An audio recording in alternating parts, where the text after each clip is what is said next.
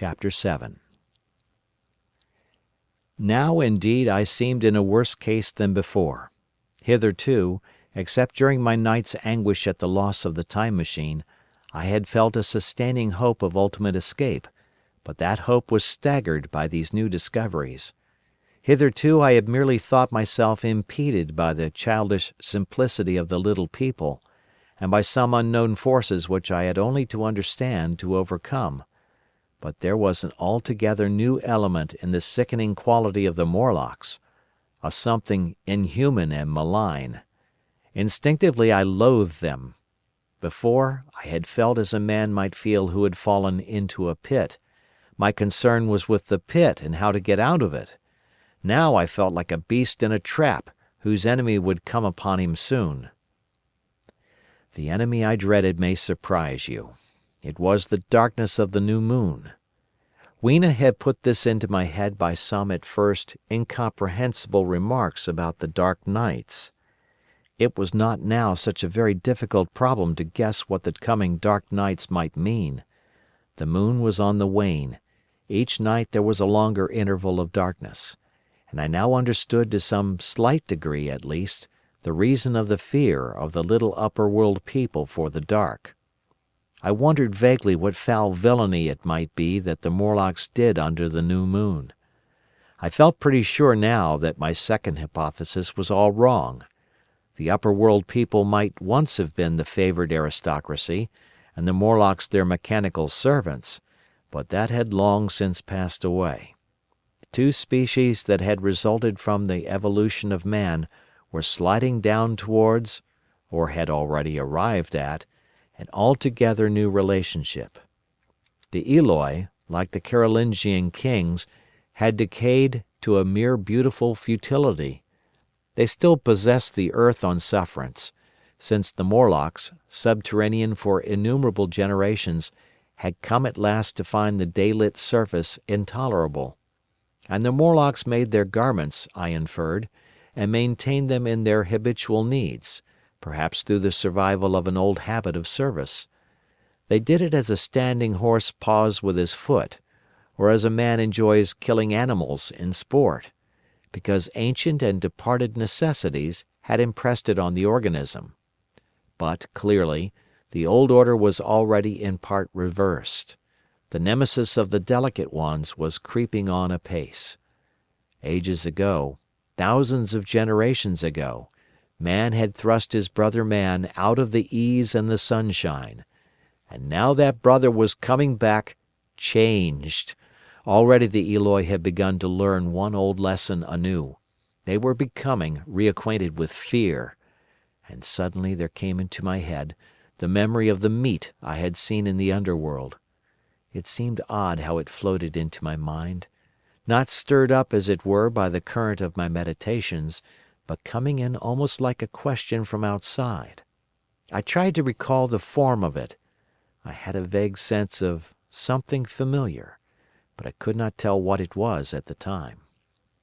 Still, however helpless the little people in the presence of their mysterious fear, I was differently constituted.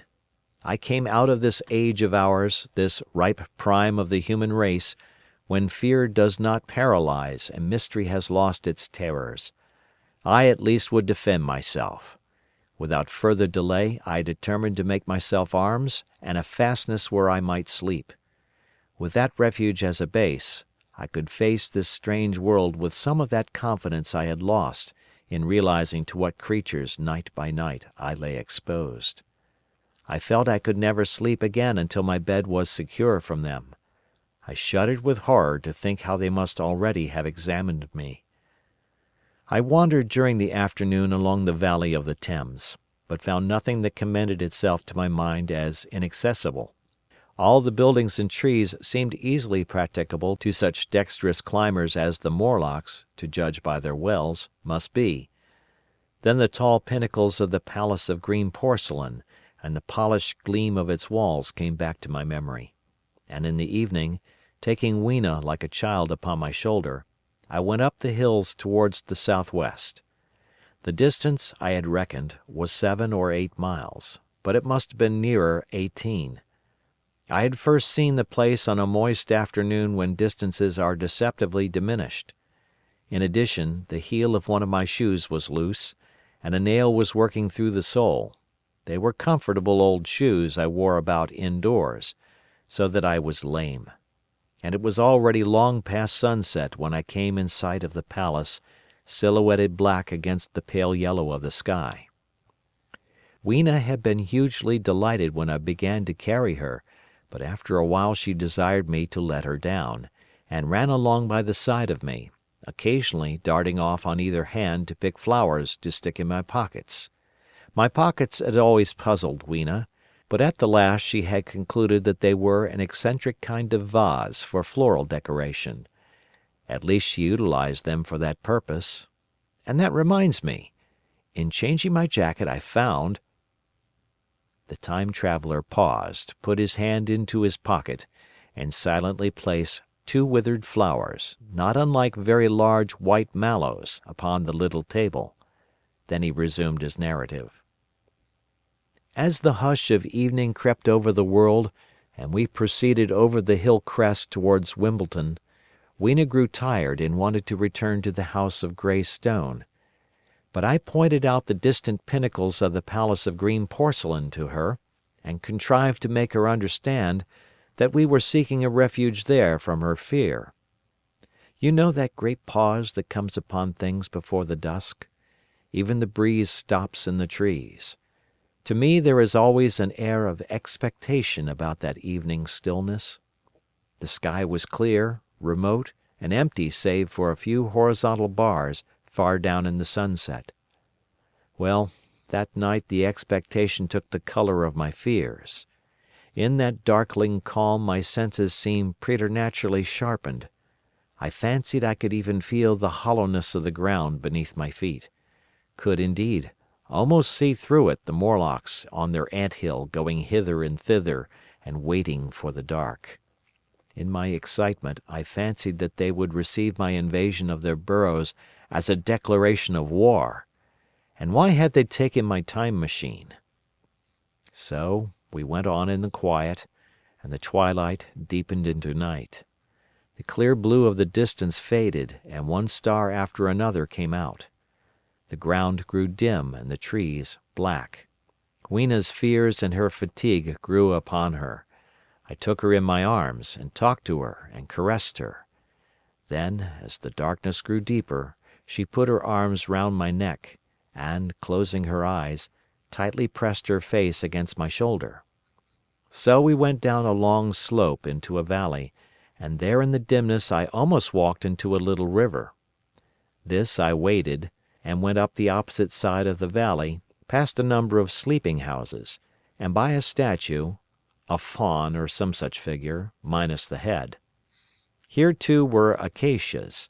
So far I had seen nothing of the Morlocks, but it was yet early in the night, and the darker hours before the old moon rose were still to come. From the brow of the next hill I saw a thick wood spreading wide and black before me. I hesitated at this. I could see no end to it either to the right or the left. Feeling tired, my feet in particular were very sore, I carefully lowered Weena from my shoulder as I halted, and sat down upon the turf. I could no longer see the palace of green porcelain, and I was in doubt of my direction. I looked into the thickness of the wood and thought of what it might hide. Under that dense tangle of branches one would be out of sight of the stars. Even were there no other lurking danger, a danger I did not care to let my imagination loose upon, there would still be all the roots to stumble over and the tree boles to strike against. I was very tired, too, after the excitements of the day, so I decided that I would not face it, but would pass the night upon the open hill. Weena, I was glad to find, was fast asleep. I carefully wrapped her in my jacket and sat down beside her to wait for the moonrise. The hillside was quiet and deserted, but from the black of the wood there came now and then a stir of living things. Above me shone the stars, for the night was very clear. I felt a certain sense of friendly comfort in their twinkling. All the old constellations had gone from the sky, however.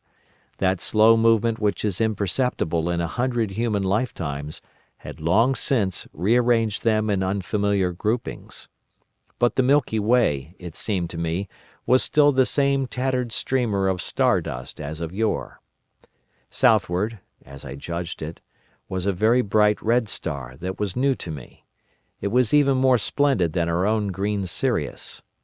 But amid all these scintillating points of light one bright planet shone kindly and steadily like the face of an old friend.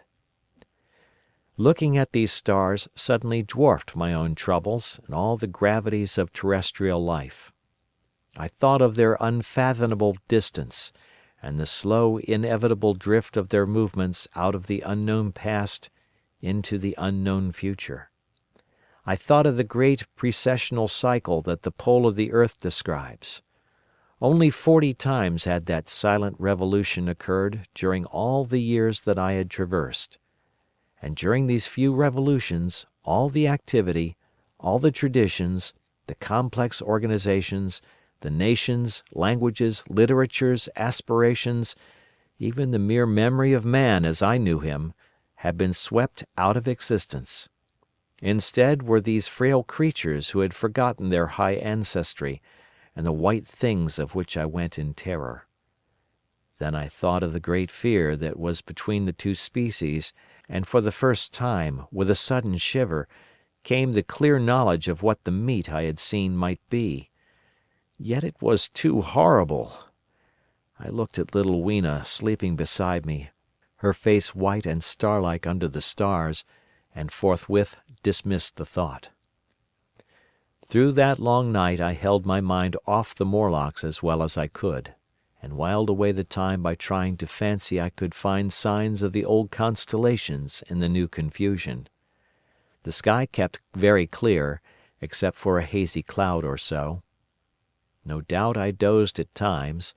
Then, as my vigil wore on, came a faintness in the eastward sky, like the reflection of some colourless fire, and the old moon rose, thin and peaked and white.